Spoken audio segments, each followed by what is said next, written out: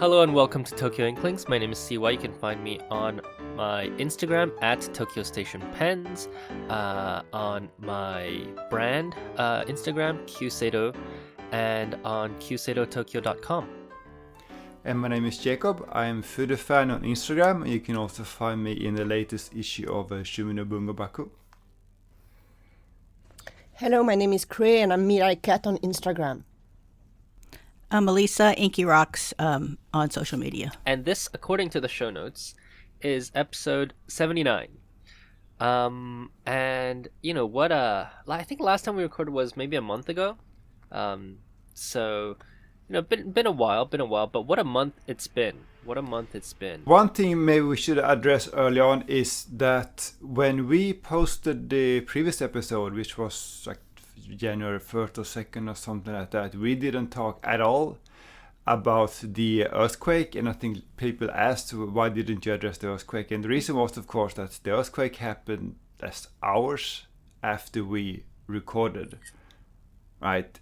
So that's why we didn't cover that at all. So I think maybe we should start by just talking a little bit about, you know, what happened and, you know, how this has impacted, you know, the industry, especially Wajima.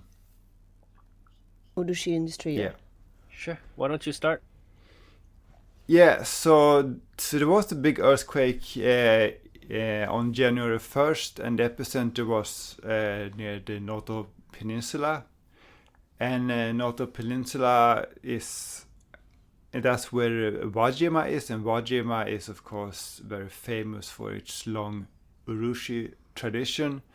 It wasn't immediately obvious when we heard the early report about the earthquake what the impact was, but a bit after it happened we started hearing about the devastation, and especially the devastation to Wajima. There were reports about Taya Shikiten, for example, one of the most famous urushi studios, and then there was a report about how Goshimaya, which is one of those big urushi lacquer groups, that their entire 7-story building had collapsed, and then a few days later there was this bombshell announcement from Nakaya that they're gonna have to completely stop accepting orders for urushi lacquered pens because they're not able to produce those for foreseeable future.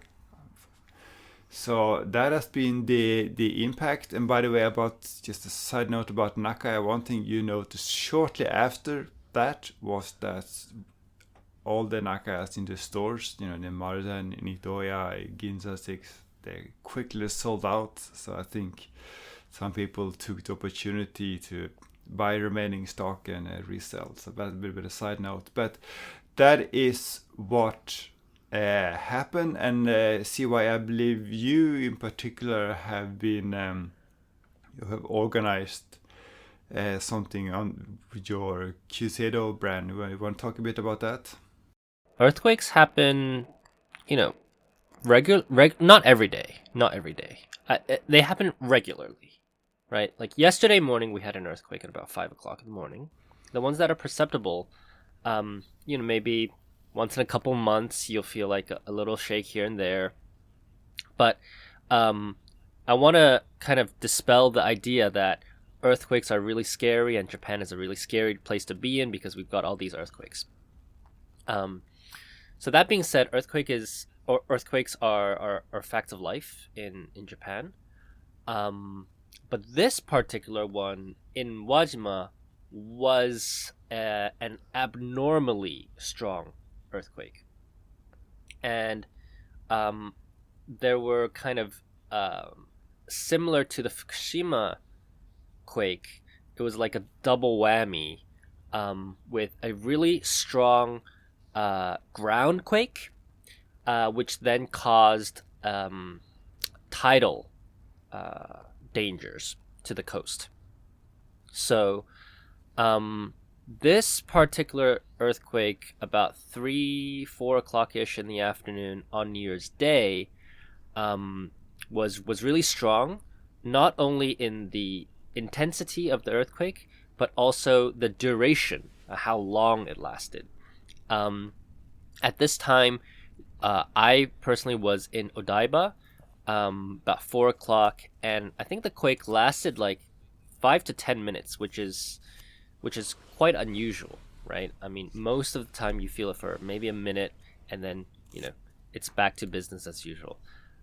5 to 10 minutes from Tokyo, originating from the Noto Peninsula, which meant that the ground quake actually tore up a lot of the streets, a lot of the roads, and this is like a quake where it doesn't really matter how well your building was built. It's a lot of these buildings were coming down, and it's a challenge because you have a bunch of these buildings who are not skyscrapers, right? But like maybe 4 to 8 stories tall, falling down, causing more damage. And then, like I said, that caused a tidal danger in which everybody from the coast then had to evacuate inland. And all of this happened in a very short space of time, about maybe 10 to 15 minutes. And when it's shaking, you really don't want to be running around panicking. But once the quake stops, you got to just get out of there. So, but just wanting to clarify about that. So you're right that there was a tsunami warning, but there was no actual tsunami to speak of this time, and that is a big difference from the big one in 2011, because most of the damage in 2011 during the big earthquake was not from the earthquake itself, but from the tsunami. It was the tsunami that reduced, Rikuzen, Takata, and most of these coastline cities into Hoku to rubble, right? You didn't have that this time, so the devastation was smaller, but you're right that the earthquake itself caused much damage this time. And of course the earthquake, when the building fell down, it caused fires, and the fire in turn caused even more damage.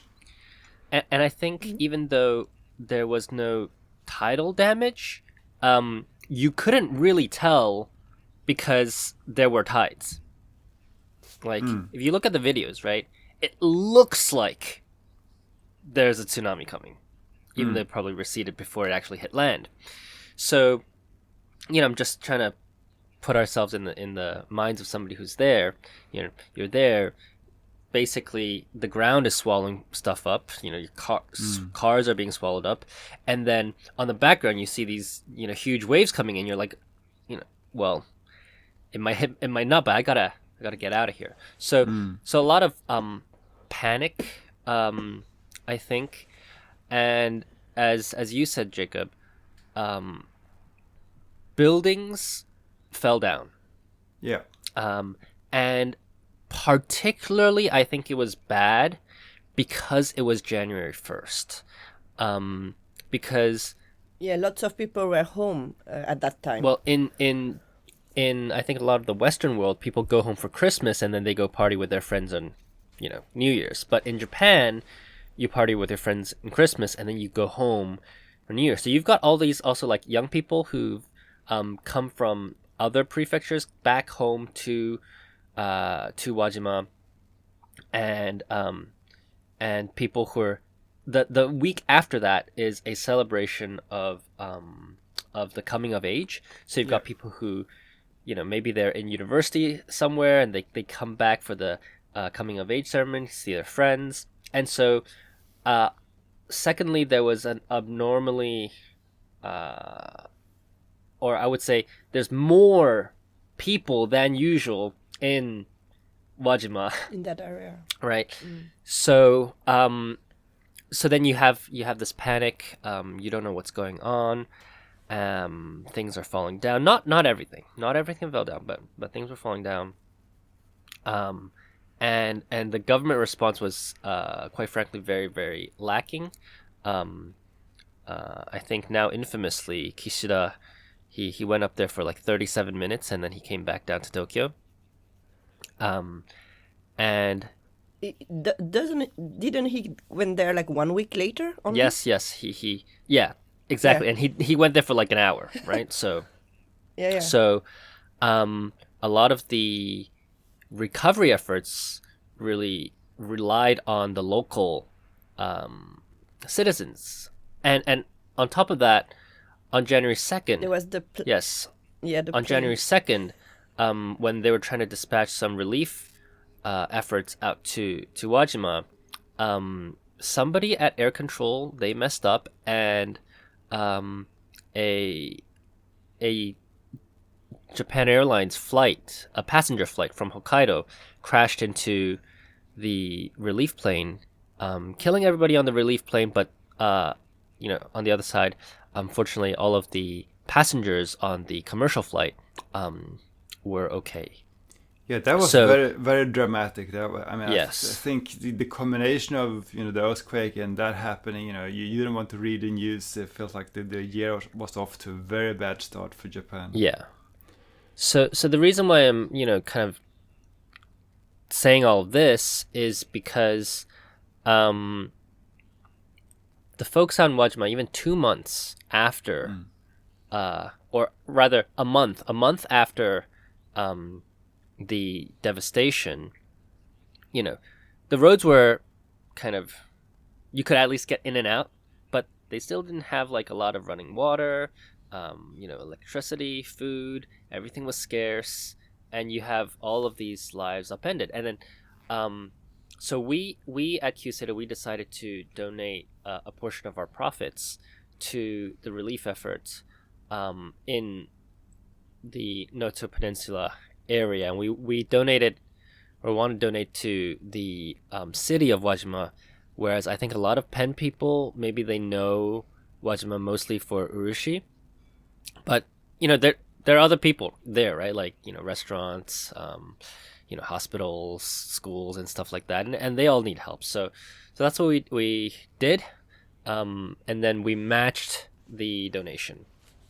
So I think it was fairly decently successful, and the area now, what we see mostly from the urushi artists, obviously, or maybe it's not obvious, but a lot of the urushi industry is I don't think it's controversial to say that it's a bunch of old people, right? Exactly, and that's I think the risk now, and it took a few days before that really made it into the news. But the effect on the urushi industry, and as you say, the fact that these are very old people, and their studios have been torn down. Or they might not have the energy to rebuild everything again.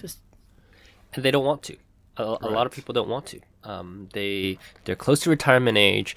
Or in some cases, way past the retirement age, so Yeah. you're doing it on sort of semi-hobby basis, right? And then your entire studio is torn down, and you got to build everything from scratch when you're like 70 plus years. That's a tall order. And a lot of the tools are they're made by hand, right? Like a lot of the things that they use, you can't just go into a store and buy it. You've got to, somebody has to make that for you. So it might take 6 months to a year, where you have no income, where you're trying to just set everything up, and so that's the danger for the urushi industry. But I think what's encouraging is that because of this, I think a lot of young people want to go back and help the older folks rebuild and kind of keep that tradition. So I think it inspired a lot of younger folks to say, hey, well, then I'm going to take up the mantle and get into this industry. So on Twitter, I see there's like a youth urushi, Wajima urushi, like artisans group, Twitter, or X, whatever you want to call it, account that's posting now. That's pretty fun. A lot of younger folks, I know. There was a studio that I worked with a few times. The head of the studio is actually quite a young man. So they actually went to New York Now to display a lot of their products, to raise money, then to rebuild their studio. So I think the future is not as bleak as it was, in the first days, but it's still a long way. Yeah, and one thing worth mentioning is that although Wajima is famous for urushi, it's not the only place in Japan that is known for urushi. There are strong traditions in Aomori, in Aizu, in Kyoto, and so on. But each area has its own distinct style, and what we don't want to lose is the Wajima style. And one thing that wasn't obvious to me also was that even though, for example, Pilot's Namiki division, they famously have their Kokokai, group that I think is based in Hiratsuka, but even they were affected by this, right? Even they were affected by this, and so there's a press release on Pilot that some production of urushi models are affected by the Wajima earthquake. So the effects are felt. Some tools right. You can't get in other places. But I think Wajima is especially known for makie, right? And so, for example, I don't think Aomori is known for makie. I don't think their makie is anything to write home about. No, that's more the Tsugaru Nuri style, so colorful textures and exactly. Patterns, yeah. So I think for makie, outside of Wajima, you have Kaga makie, which is very good, kind of in a similar area. Wajima was known, I think we said this in a podcast previously, but known for having very strict rules about what can be and cannot be called Wajima Nuri. Right. So, maybe they'll finally be forced to change their ways in a bit. They'll have to take business that they wouldn't have wanted to take before.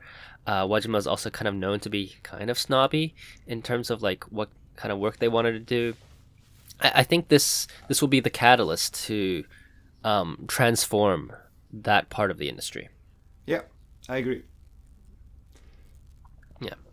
I was a little bit, honestly, in my opinion, I was a little bit disappointed at Nakaya's press release, though, because they really didn't say too much about, the human impact of whatever had happened. They just said, hey, we can't make any more to sell you guys. And I feel like that's a little bit tone deaf from the Nakaya headquarters. Actually, one of the artisans that worked on Nakaya lost their lives in the earthquake. I don't know. I mean, kind of inappropriate for me as another brand to comment on Nakaya's press release, but something about it just didn't really sit that well with me. I got the impression that press release was written in a rush because it had it had immediate real like financial impact for them, and they had to cancel. They had an event.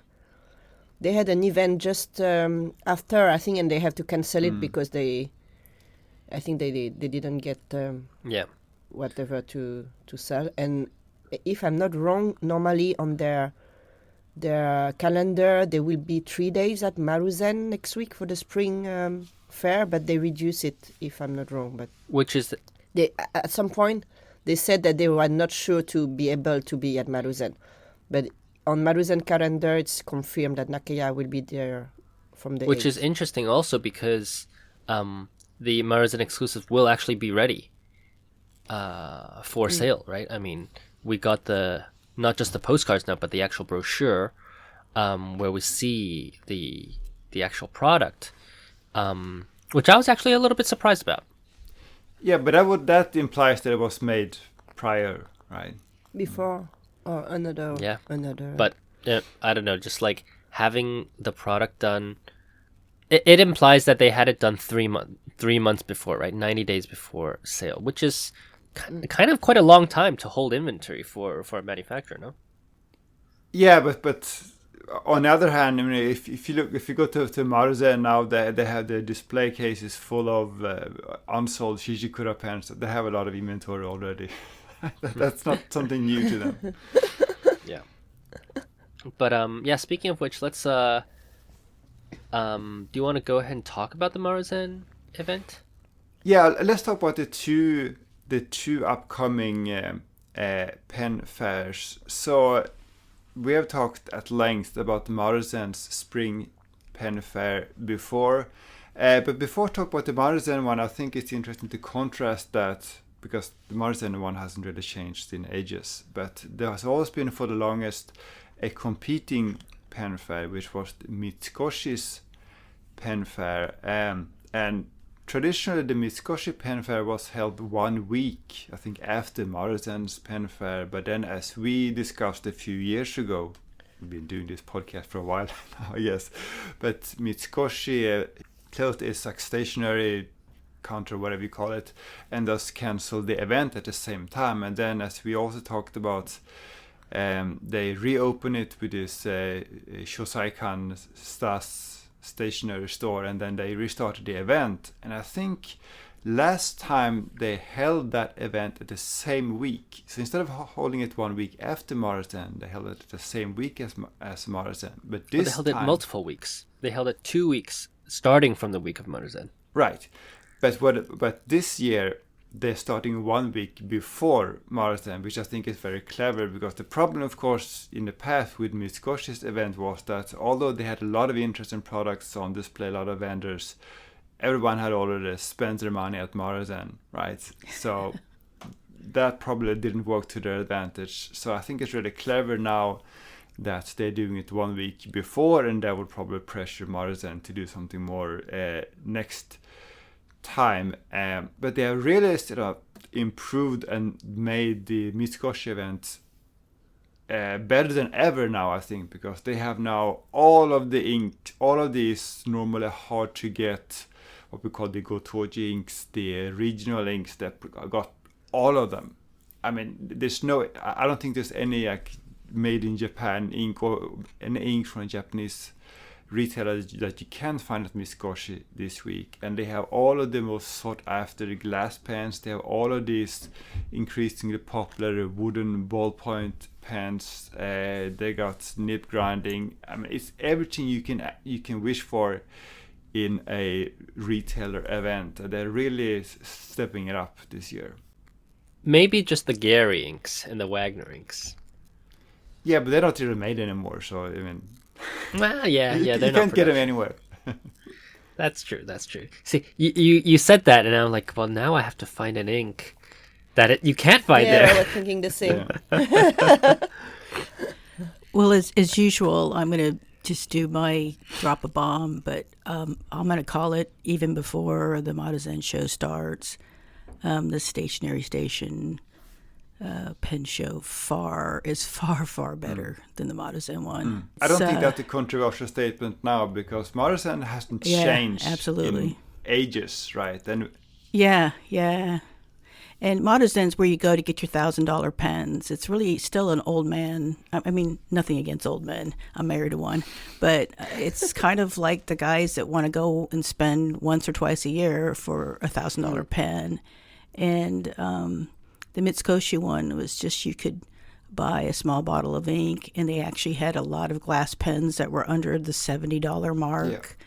You could buy inexpensive pens for $20 or $30 all the way up to, the really, really expensive ones. So it just offered so much more. And yeah, the Maruzen one, I'm going to go just get the ink, and basically that's I think, what everyone is doing, right? There's for most people, or for this Inkinuma crowd, there's only really one draw with the Maruzen event. You go there early and you get this once a year issued inks like Sakuramichi, Kirin, and so on, and that's it. That's all you want from that show, and then you leave, right? Because as you said, the Maruzen's own limited edition pens, they are way too expensive for most people.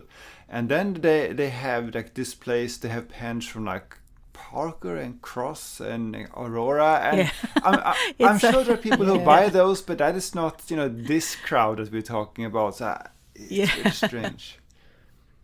And these pens are there all year long, right? It's not like every brand made a new limited edition or something like that. And I heard that they have special event at Maruzen, but most of them you have to book in advance by phone or by coming to the counter. And we didn't hear anything from Maruzen, so it's only if we are following some like glass pen artist. I will tell the name, like Arn from Kurashiki will be there, but I think he posted once on his Instagram, and in the comments said, yeah, I will be there from that day from 10 to 6. If you want to buy a glass pen with me, you have to take an appointment at Maruzen. But on Maruzen's side, there were, from what I can find, I didn't see anything. So I think their, advertisement was maybe a little bit, Arn was full, of course, because he has his own fan club following his account. But yeah, if you didn't, I think most people don't know there's some maybe glass pen artist or other brand, because they didn't share anything except the flyer we all get in the mail if you are a member of the Maruzen club. I remember it was the same last time. I remember walking in like 1 or 2 days after the event started, and Aun was there, and it was only like a handful of people waiting in line. So I thought, okay, maybe this is my chance to get an Aun glass pen. So I thought, I asked, are these pens available? And he looked at me as I was like the biggest idiot he's ever met. Like, no, you need this special reservation tickets which were gone before they were even printed, right? It's like, no. Exactly. No way. So one of my friends told me she read on Twitter that a Japanese woman tried more than 120 times to call on the time they release, when you can subscribe for an appointment, to finally reach a vendor, because it was just like the line was just so busy. So I think the one who got the slot were really, really lucky. Yeah. It's a rock star. To come back to the event at Mitsukushi, especially this year, they made it really, really incredible, because they already start like 2 years ago, right, with only the ink fair. But this year they dedicate like half of the 7th floor to, as we said, all these glass pen makers and wooden bone pen. And in the same time, there were some paper companies like Kobeha, Grafilo, and this washi one, Waka Washi, and a full corner of rubber stamp artists. So they invite the stamp artists to come, so they are kind of rotating to either give workshop or be there and talk with their customers. So I met 2 or 3 of the artists I usually bought stamp from other stationery like Loft or Cute Thing from Japan, and they were there like 1 day or 2 days to meet the customer. So they went really, really far, and I don't think we have the scale of let's say ink stationery fair, not as big like Bungo Joshi or Kamihaku, when you cannot like meet anyone because there's just so many people, the crowd and the line are so long that there is no way to approach, even if like Eric is there at Kamihaku, but I think you can say hello to her and that's it, because the line is just too big. But at the scale of the Mitsukushi fair, it was really human. Like it was there was people, but it's not like crazy crowd. But also, like, kind of taking a step back, even at the Mitsukoshi fair, right? Like, the glass pen people, I feel like the ones at the top, like Tessar or Tus, Hase, they're all kind of snobby now, right? They're all snobs. Yeah, they were all, I think they were always be.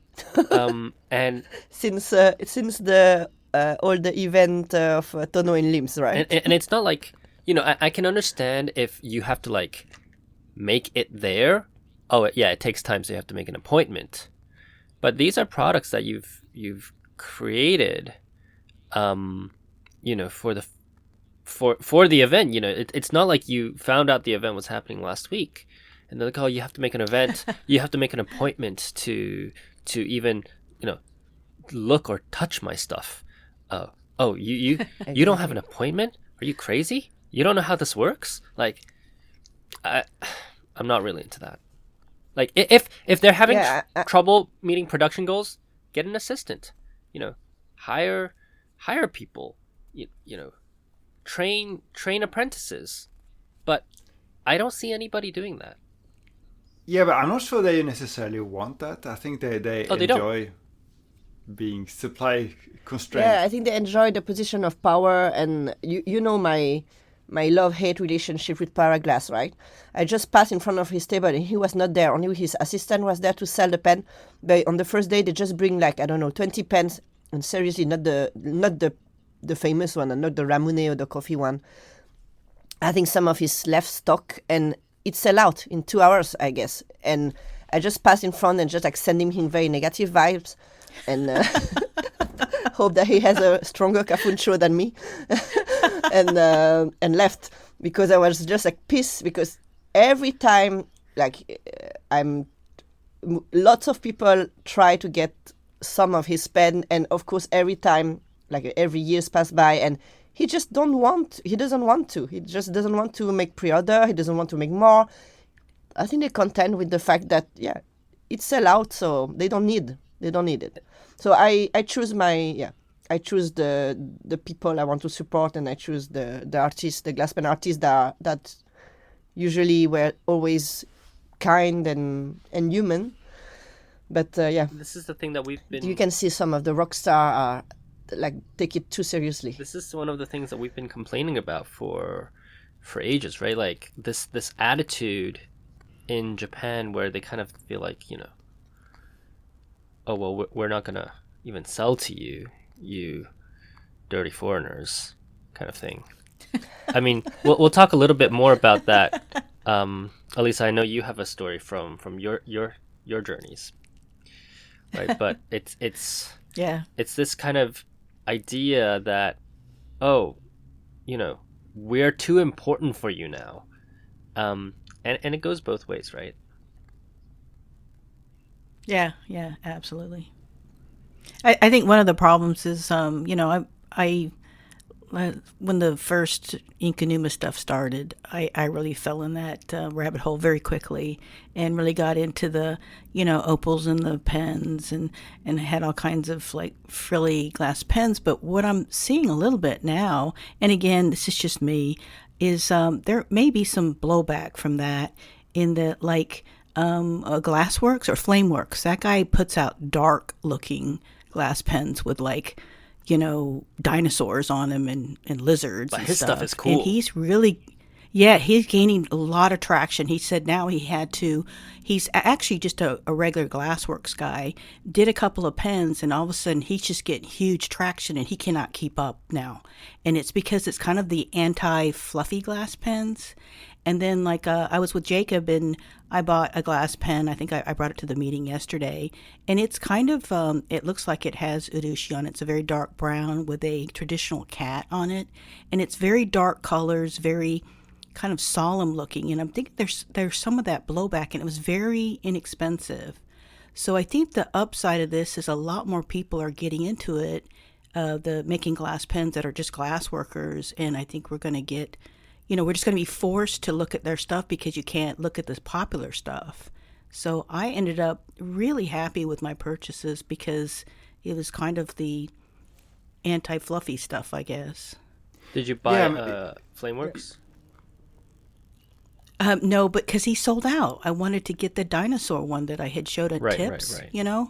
And or at least maybe their winged one. He's like, yeah, they were all gone the first... Yeah. Whatever minutes, Yeah. He just had some goldfish ones, and I'm not really into goldfish. Okay. But you're right at Mitsukoshi's glass pen event there, you had sort of the different tiers almost. You have the first tier glass pens were near impossible to buy. You had to go there very early in the morning. You had to know how to get those tickets and so on. But then there were other counters that have still popular but not unobtainium glass pens, and then you had that sold out in a few hours as opposed to a few minutes. And then you had other glass pens that were available more or less the entire day. And of course, because very few can buy the Hase O2's glass pen, they do look at the others, and I think people seem to buy a lot of glass pens from others too. So hopefully this means that we see more of these brands coming up, because many of them make some really nice glass pens. I'm a fan of Camus Labo, for example, which is not quite, S tier in popularity, but I think they make some of the nicest writers, and they are affordable, and they have funky, fun shapes. So how many glass pen, Jacob? I have 3 now, which I think is a good. Welcome to the club. I know, really. No, but for example, so I was there on the 3 first day at the opening each day. The first day was crazy. There was a bunch of ladies lining, I think maybe from 8 a.m. I arrived at 9 to meet a friend, and it was already the kind of like maybe 20 people in line in front of the front door, the side doors, the closest to the elevator doors outside. And they asked people to line by 3, so to not like go on the sidewalk, to not like disturb the circulation outside. And when they opened the door at 10, women, mostly women, like I would say 90% were women, rush. I never saw so many, like it's like a start of the marathon. They just rush, running past every vendors to get the first one in the elevator. And the lady who pushed the elevator button, she already pushed the button on the number 7. So she was saying, this elevator go directly to the 7th floor. Everyone who want to go in this direction, so that they already prepare the elevator ready to go directly on the stationary floor. And we were lucky with my friend to be on the first elevator who get in. So we managed to get some of the first ticket for the glass pen corner. And it was limited to 1 pen per makers per person. So I got one from Shoko Yamazaki, who is one of the artists I really enjoy. And my friend got from Iroka and Shoko Yamazaki too. And so we were like, okay, maybe on the second day there will be some pen left. So we tried to come on the second day, not as early. And we were quite lucky. There was not that much people on the Thursday morning. So we got each of us a second Shoko Yamazaki pen because there was no one in line. So I would say the most difficult one to get was all the one with appointment. If you don't get an appointment, then you forget about the glass pen. But all the glass pen corner where normally the first day they give tickets, starting the second day they didn't need the tickets anymore. So you just go around this big corner and you can choose whatever pen you want in the windows. So I think the first day was the most craziest, but after that it get calmer. Yeah, and as you said, there was almost all like ladies in the 20s fighting over these pens. I, as usual, stood out as like an outsider, almost like an alien. People were asking me, what are you doing here? Do you like glass pens? What do you like? Did they show you where the wooden pen were? I was like, I think you got the wrong corner. Really? So please follow us. But I don't want to paint a picture like it's just all women for the whole show. That was the crazy women that wanted to get the really exclusive glass pens. Yeah, the cute. But there were even like high school kids that were there getting the wooden pens, and and then a lot of people stopped off into Stationery Station because they had a lot of special editions from around the country. So it was kind of nice. Like what was nice about it is that it kind of was like a big stationery / fountain pen show, but it was kind of limited to like a lot of the companies that are really popular. You didn't have a lot of like companies that are kind of selling, I don't know, like purses or whatever. It was very focused. Yeah. And it's not as Bungo Joshi with all the masking tape and stickers and all these small things. They select like, let's do wooden pen, let's do glass pen, let's do fountain pen, because Sailor and Pilot was there with some kind of like a free workshop. On Pilot table we could test our writing. So they have this kind of like the special under desk where you write on it, and it will calculate your pressure on your paper, and then from that the Pilot vendor will analyze which of their Pilot nib size is the best for your writing. So we did that. It took 15 minutes. It was for free. And then they will let you test all their nibs and all their pens. So it was kind of like really, I think this kind of activities are really enjoyable either for beginners or people who enjoy writing in the long term. And, you appreciate that the brand kind of like bring something to the customer for free and having a nice chat compared to other more like how to say selective people who just like don't really care. So I think at least we have some big brand who finally like said, we offer free consulting, let's say, and it was really kind. Yeah, very nice chat with the pilot people. Well, and then what, Jacob, you found a new thing there on Pilot about their nibs. Yes, so on the 823. Right. So there are two things about 823. So first of all, Pilot has for a while had a all clear 823, but it's been limited. Only certain retailers were allowed to sell that. So you could find it at Itoya, you could find it at Morrison, but not most online retailers. But now the clear one is part of the standard lineup. I'm not sure if that is true outside Japan, but definitely it's true in Japan. You can even go to Pilot's website now for the product page for 823, and it lists the clear one in addition to the brown and the black one. But more interestingly, they have added a nib to the lineup. So traditionally the 823 comes in fine, medium and broad. Now it also comes as part of the standard lineup in signature. So this recently revived signature nib, which is kind of a very rounded stub that we talked about before in the podcast. It was reintroduced recently in the 742, and now it's going to be available with the 823 on all colors. I think this is probably a bigger deal than the result. The end result is that we get one more nib option on the 823, right? But I think it's a bigger deal in the sense of what this kind of represents for Pilot. You mean the fact that they're actually paying attention and to give us what we asked for? Yeah, because quite frankly, they didn't have to do this. Right. Right. Nobody was banging on Pilot's door being like, give us another nib option on the 823. This is kind of they just kind of did it out of their own volition, which is surprising.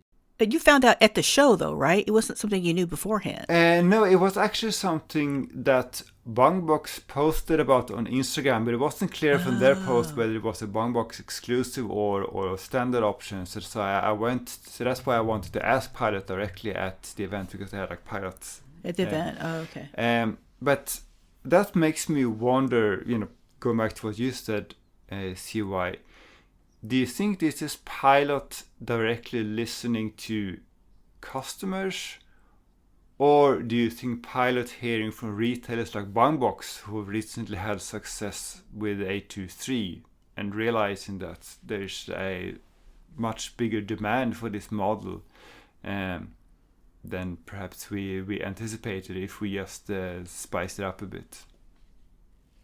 I'm going to go with B. In my opinion, the retailers, they didn't necessarily want an extra size. What they wanted was an exclusive size just for their shop. Of course, yeah. Right? What Pilot gave them was an extra size. So I don't necessarily think this is feedback from the retailers. The retailers, I think they couldn't care less if we got an extra size or not. But I think that so I just came back from the California Pen Show where they also did this handwriting test thing, and I know they did it in DC as well. And then as they're doing this and they print out your results, what was different is that, and I had done this test before, but what was different about it this time was that then they gave you the survey, and they asked you, what would you like to see from us? What are your favorite pens? How many pens do you have? So they were actually actively researching what fountain pen owners or fountain pen enthusiasts wanted. And one of the things was, what would you like to see from us in the future? That So sounds like a Pilot USA thing rather than a Pilot Japan thing. No. The people doing the test were from Pilot Japan. That's surprising. Okay. And I was talking to them in Japanese, right? They flew from Japan to both DC and to Los Angeles, California. Yeah, to do this. And it was surprising. You know, my initial reaction would have just been like, you guys, this is like a Pilot USA thing. They, Japan's sitting on their thrones, but when I talked to them, and it's very possible it's just a group of 5 very enthusiastic people, right?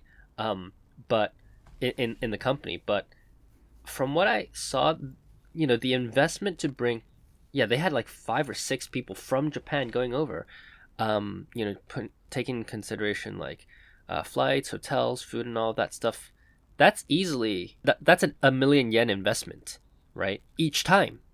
So, maybe they're taking it seriously. And I don't know for you, but Pilot Corporation contact me on Instagram, asking about if they can share some of my picture and if they can ask me question. So I don't know if it's like Pilot Japan. I guess it's their account, the Japanese account, but I'm just trying to find back. So clearly they must have hired someone recently that wants to understand the market better. Yeah, they contact me in English, but it's their Japanese account. So what did they say? They ask if I want to answer some question of them, and then if they can repost some of my picture by tagging me. Yeah, so I think it's for sure. It's maybe a shift in mindset. So that's why I think that this they added a new, nib size. Who cares? But maybe it means more than what the results indicate. Hopefully. We shall see. No, I'm like some company listen to their customer when the customer are really like a pain in the ass and come back every time to ask always the same question. we can say something about the MD cotton paper, right? Yeah. Well, I asked for a purple 823, so we'll see. Okay. So let us know, and everyone come back with that every time we meet a pilot. Right. It's how it's work. Behind one thing, yeah. Exactly. We have to concentrate all the. Yeah, we need a strategy. Tell everyone on. Exactly, and then everyone and they were like, okay, maybe we have to do a purple one. So we're almost 1 hour into the podcast, but I don't think our listeners will forgive us if we don't at least mention the Mitsubishi Pencil Lamy deal. So should we do a last segue to that? Yes. Okay. So let me explain from what I know about what happened, and then we can discuss the impact of it. So Mitsubishi Pencil, which by the way is one of the biggest stationery companies in the world, has a market cap on par with Pilot. They announced last Thursday, I believe, that they are acquiring Lamy from which was a privately held company. They're acquiring the entire company, and this is part of Mitsubishi Pencil's growth strategy. They want to expand in Europe in particular, and the way they justified the acquisition was that they find Lamy's design chops, their brand value, their technology very attractive, and there's not much overlap with what Lamy offers and what Mitsubishi Pencil offers. So they went ahead with this deal. And by the way, before we talk more about that deal, one thing just I want to mention is that the one person who's been on top of everything Lamy recently, including this, is our friend Fountain Pen Memes on Instagram. He's been, the intrepid Lamy reporter here. He's been reporting on everything. I think we have him to thank for a lot of the Lamy news. Recently, he's been talking to various people at Lamy. And he was the first one to report on this, which was very interesting because it was really before there was even any press release out. So the very first announcement that I saw was from Fountain Pen Memes. And then But an hour later came the press release from Mitsubishi Pencil about the deal. So that is what happened and what I know about it. So, CY, do you have any thoughts about this acquisition? Yeah, I have a. Oh boy, do I have thoughts. Firstly, I think Mitsubishi, obviously, is a much larger company than Lamy, right? Much larger company than Lamy. I actually disagree with what you said about, strengthening their position in Europe or whatever. I think that Uniball is actually, or Mitsubishi Pencils is the owner of Uniball, or they created the brand Uniball. Uniball has a much stronger distribution channel than Lamy. That was not my opinion. That is how they are justifying it themselves in the press release. That they want to expand in Europe. Okay. So I think we want to expand in Europe, and therefore we bought Lamy isn't necessarily bringing Uniball into Europe. I think they want to increase their revenue share of Europe in general in their company. So I'm reading their it's their kind of IR investment relations document. Yeah. Which is actually, it's really nice because this document is actually really easy to read, unlike some of the other ones.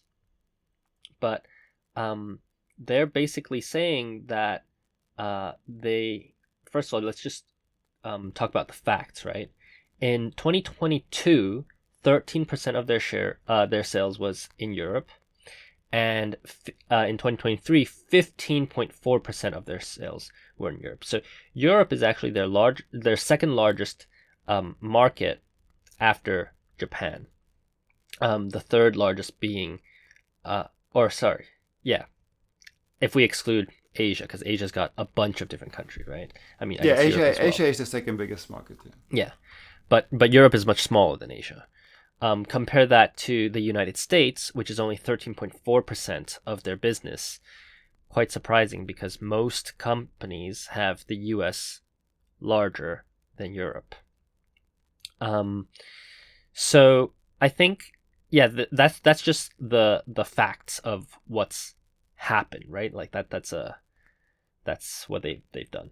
But then they're talking about in terms of their future, they want to increase they want to globalize their writing instruments division,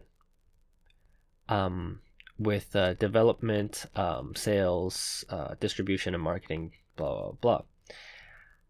I think a part of this might be it. I'm not saying it is, but it might be that they probably want to understand how a European company, right, global company, approaches product creation and product development. I don't think they necessarily, every store that has a Lamy, I think probably also has a Uniball, unless it's like a fountain pen specific store, right? So I don't think distribution is the thing, but I think they probably want to learn a little bit from a foreign company, and Lamy is a safe choice because Lamy is a well-respected brand name, and even in Japan, everybody knows Lamy, right? And then the other thing that they wrote in their kind of 12-year plan, right, is that they want to increase their overseas market to the majority of their sales. They want to have more overseas presence, and really the globalization is a big part of their strategy. But it also says, in terms of new business development, right, they're looking at like, I don't know why, but it says cosmetics. They're looking at batteries. And they're looking at all of this stuff. None of it really references Lamy, but I think just reading this document, it would appear that the acquisition of Lamy really is for them to kind of prepare themselves to become a true global company rather than a Japan first company. I think there's a big timing aspect to this as well, because short term, Mitsubishi Pencil is doing very well. They have outperformed all of their stationary peers in Japan this year. They have the sales are going up. They have so much cash that they are issuing an unusually generous dividend.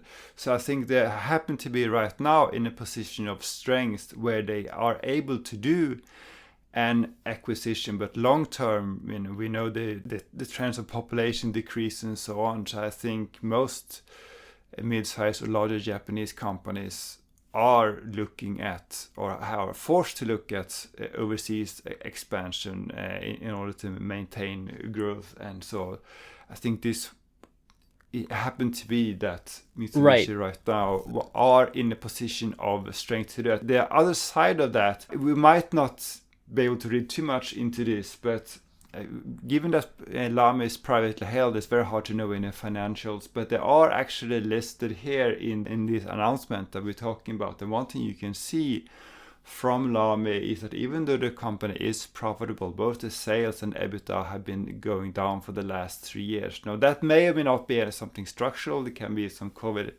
hangover. We don't know, but there's a possibility that is another factor that Lamy became more attractive and more affordable. So Uni being flush with cash and downtrend for Lamy, the combination of those two factors may have played a role here. Right, but I also think from a person who's working at a Japanese stationery company for a few days a week, I think everybody says they want to become a global company, but it's very hard to change the behaviors of people actually on the ground. So just straight up acquiring a different company, having them be part of your company, forcing your staff to interact globally, I think that will do a lot for Mitsubishi's ambition to become a global company. I don't think, I agree with your assessment that Japanese companies now more and more, they need to think about globalization and they need to think about becoming more of a global business. But the way that Mitsubishi Pencils is doing it, I think it's a different way from what most other Japanese companies are trying to do. Yeah, and hopefully it will work. I'm very curious to see what comes out of this. And in particular, I'm curious about how important, the fountain pens are going to be. Because Lamy is a privately held, we know very little about their sales and how they're doing. We have no idea how significant fountain pens are to Lamy's business, and thus we have no idea how important that would be to this acquisition, and if Mitsubishi is going to care about that at all. But I'm hoping, and I think I'm hoping that we're going to be seeing more interesting fountain pen color options and so on. And I know Alessa, you had some thoughts on that, what you would like to see in the future. Absolutely, pink or cherry blossom. But let me just paint a real quick picture here, because you guys are talking about the nuts and bolts here, but just to paint a picture for your audience is that many Western fountain pen companies are very well respected in the Japanese fountain pen community. I know we're the land of the platinum sailor and pilot, and people really envy us, but there is a lot of respect for Lamy. And when I first heard the information, on fountain pen memes thing, I was really surprised, like everybody, really shocked. But the more I thought about it, it kind of made sense. If you're going to go, like, say, if you go to Itoya, they have a whole wall of Lamy safaris in every color imaginable.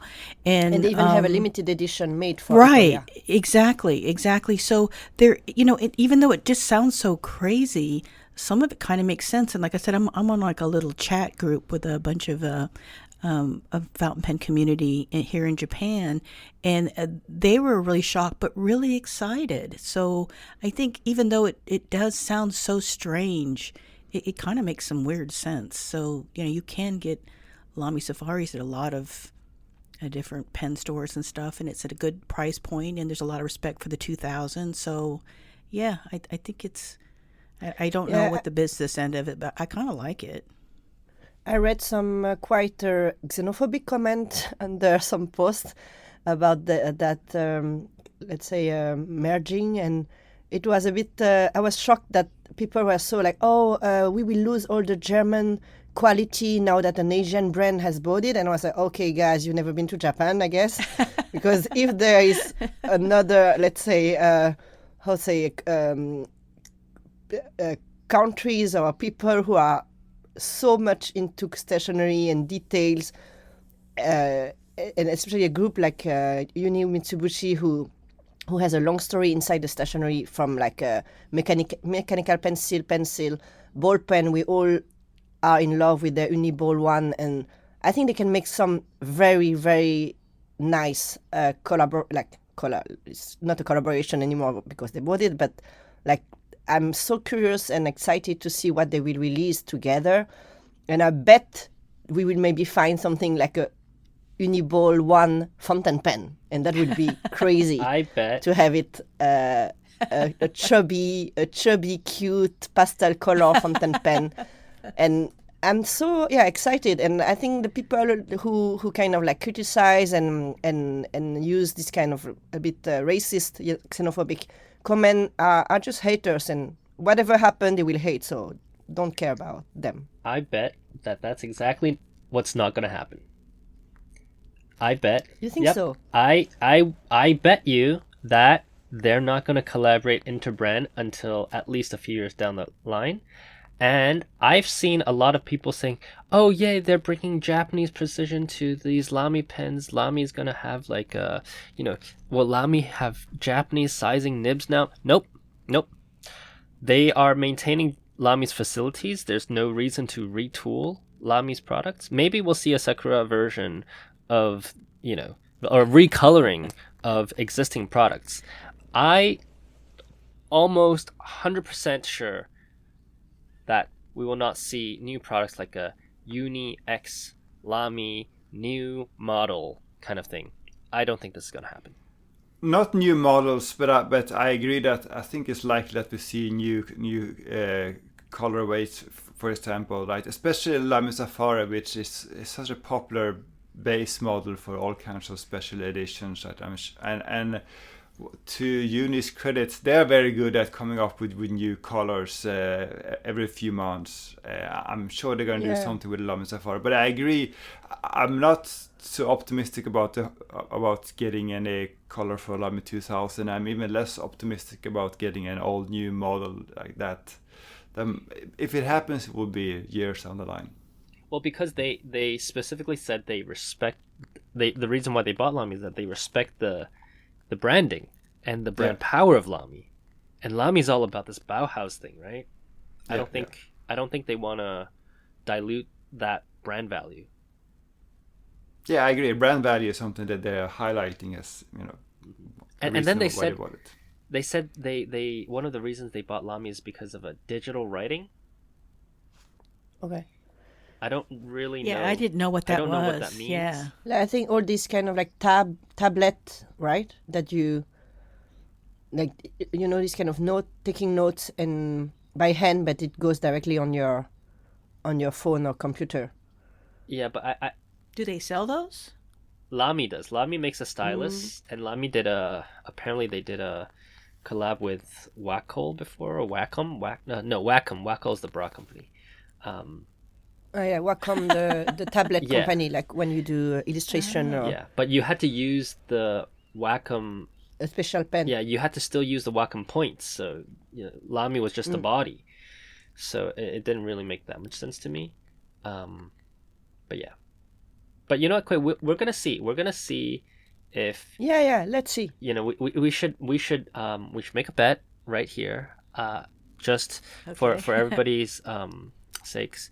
We do not condone gambling on this podcast, but just We don't have to put money on it, right? We can just a fun little wager. We can bet a lunch. We can bet a lunch. Okay, yeah. So if but we have to have a time frame, right? So let's say within the next 2 years, if Lamy Uniball they come together, they create some kind of a new model, I'll get you lunch, and then and then if not I get you get me lunch. Nice.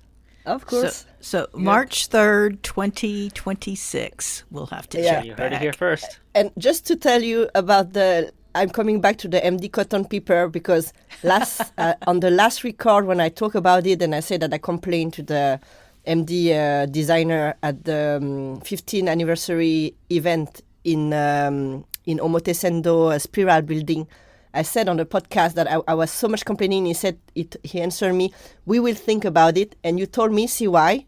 I quote you, "When they said that, it means that they will never do it." So just to remind everyone, they just come back with the previous the square one, the A5 and the A7 size MD cotton paper. So I think at that time I was too naive. I didn't bet anything, but we're gonna see. I'm so proud. I'm very proud of myself, actually. We're gonna see. And about Lamy, there is something who came just before they got bought by. They announced they got bought by Uni Mitsubishi. Have you heard about the dark lilac Lamy Ink Gate? They are playing the same as the Mont Blanc one. Have you heard about that? That's what Fountain Pen Memes has been covering. In fact, there's been now a story in New York Times about it. Yeah, New York Times. Quoting Fountain Pen Memes. Yeah, he's been really on top of that. Yeah.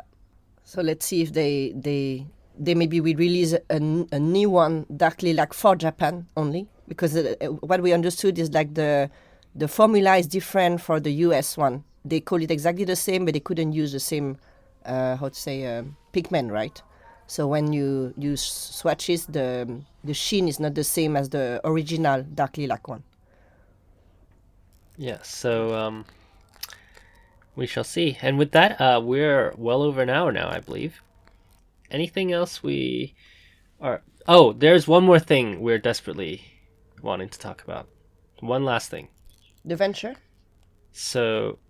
a week ago, or 2 weeks ago, I don't remember, but I was just scrolling Twitter, X, whatever it's called, and these high school kids were all excited about this new Wancher nib called they call it the Keidu nib. And then I promptly sent it to our lead investigator, Jacob, and we were confused. Well, on all things Wancher, you have been the lead investigator, but it is confusing indeed. So, according to the social media posts, as well as the product page, this Keidu nib is a new steel nib with what appears to be some kind of Asian calligraphy type grind. It's not clear what kind of grind it is. It could be something zoom-like, naginata-like, or something in that family of grinds. And they're not really explaining it very well. And it's not going to be offered, at least initially, as a standalone purchase, but you can order it as an add-on when you're purchasing a Wancher pen. And the main the main selling point is that the nib grind is done by Mr. Nagahara, which, as we know, has also been working with other pen makers like Franklin Christoph and Penlux and others to do nib grinds. But is it? And on top of that, you can if you want something finer, you can, for an extra fee, you can ask Nagahara to further grind it into a Kodachi grind, which again makes you wonder what the standard grinding is, because if the standard grind is not a Kodachi and you have to pay extra for a Kodachi, this is the confusion. It's not really clear what kind of nib grind you are getting when you're buying a KDU grind. I think the way I read it was that the nib is a Naginata style nib, but that Naginata style nib is ground at the factory, and then if you want a Kodachi nib, like a finer version, then you have to pay extra for Nagahara, because the prices that some of these high school kids found were that the KDU standard nib was, I think, like 5,000-ish, and then with the Kodachi you add another 7,000. If you're right, then that means that Nagahara is not working on all nibs. Is that how you're interpreting that? That is how I am interpreting it. So, and that makes you wonder sort of where these nibs are made and who is working on the standard nibs, because if you go to the product page, it says the KDU nib is carefully crafted by artisans deeply immersed in the world of Japanese fountain pens for decades. And then you scroll down a bit, there's a long section about Wansher's nib development and the roots in Osaka. There's some now closed nib manufacturing in Osaka from Mr. Nishio, and there's some relation to Wansher here. It's not clear what the relation is, but then also it says Japanese craftsmen meticulously adjust each one. So they really want you to think that the nib is either manufactured or ground in Japan, but they stop short of actually saying that. So this is the usual Wansher thing, right? They really want you to think that their products are made in Japan, but they can't quite say that. They're sort of hinting at that, and they're hoping that that's what the influencers pick up. Which is kind of funny, right? Because as we were chatting offline, the bar of made in Japan is not that high. So it must be really not made in Japan in whatever way, if they're, so reluctant to even say it that way. I want to be a Wansher fan because they are doing cool stuff. They're sort of punching above their weight, because this is a small company in Kyushu that imports and works with all kinds of collaborators and produces more models than much bigger companies, and they seem to be good for the local community over there. They participate in a hometown tax program, and there's been a lot of seemingly good things coming out of Wansher, but they're always very coy about how their products are made and where they're made. I just wish they would be more transparent about it. That's exactly the annoying thing, right? Like, is that I want them to be good, but it's so hard to support them. Anyway, so that's the new KDU nib. If anybody gets one, please feel free to leave us a comment in the Instagram post that I'm sure is going to be posted in a few hours, and let us know your thoughts on it. And with that, I think that's it, right? Yeah. All right. That being said, then, thank you very much for tuning in. We really, really do appreciate everybody listening in. I know that we've been more irregular these days, but again, it is highly appreciated.